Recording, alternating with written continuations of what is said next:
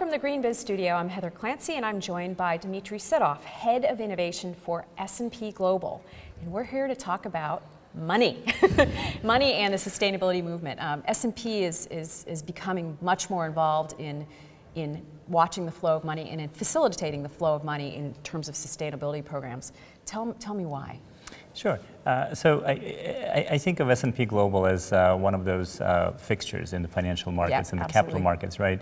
And to many people, S&P Global is a new name, but we are much better known by our very strong brand names that have been around for, I guess, better part of the century, if not longer. It includes S&P Dow Jones Indices and S&P Global Ratings, which is the largest credit rating agency in the world, as well as S&P Global Market Intelligence. And collectively, S&P Global has this absolutely unique place in the market. We are embedded in the institutional investor workflow. We have been at the forefront of a lot of financial innovation over the years, and credit ratings and sustainability indices are certainly part of that.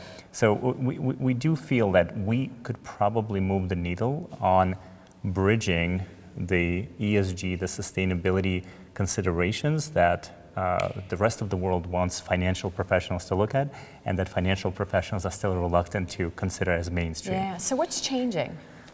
Well, I think it's a combination of factors. I think it's certainly the tremendous demand on the part of asset owners, that's your pension funds, endowments, thematic investors, for opportunities to invest in something that is greener, that is more sustainable, and that has been really crescendoing over the last few years. It has been around for a while, but certainly has been growing very, very rapidly.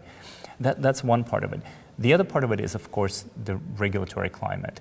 I think a lot of countries around the world, particularly in Europe and countries like Australia and Canada, are coming to realize that without regulatory support, a lot of the disclosure around environmental risks or social activities or even governance are not going to happen as fast as we'd like them to. So regulators are stepping in, and someone like Financial Stability Board, as you know, has recently completed work on a so-called TCFD, the Task Force for Climate-Related Financial Disclosure.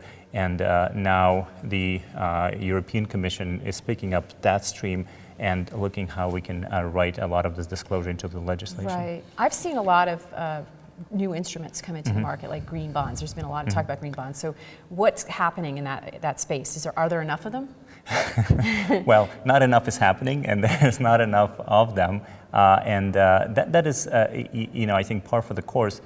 Green finance is a fantastic thing. The sheer fact that there are green bond principles and something that allows investors to quickly assess eligible projects and understand that their money are going for causes that are essentially green or environmentally friendly is important.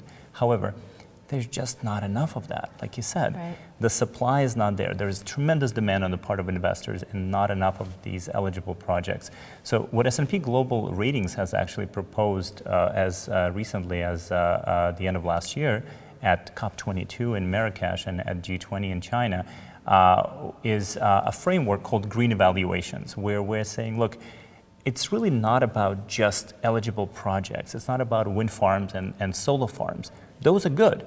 But how about looking at all corporate initiatives that are conducted as business as usual by the companies like Intel or Starbucks or Microsoft or ExxonMobil, and identifying the green component in them and then providing very standardized, very transparent assessment on those. So that's what we call green evaluations. We do believe it's a game changer. We do hope it's going to change the green finance over the next 2 to 3 years.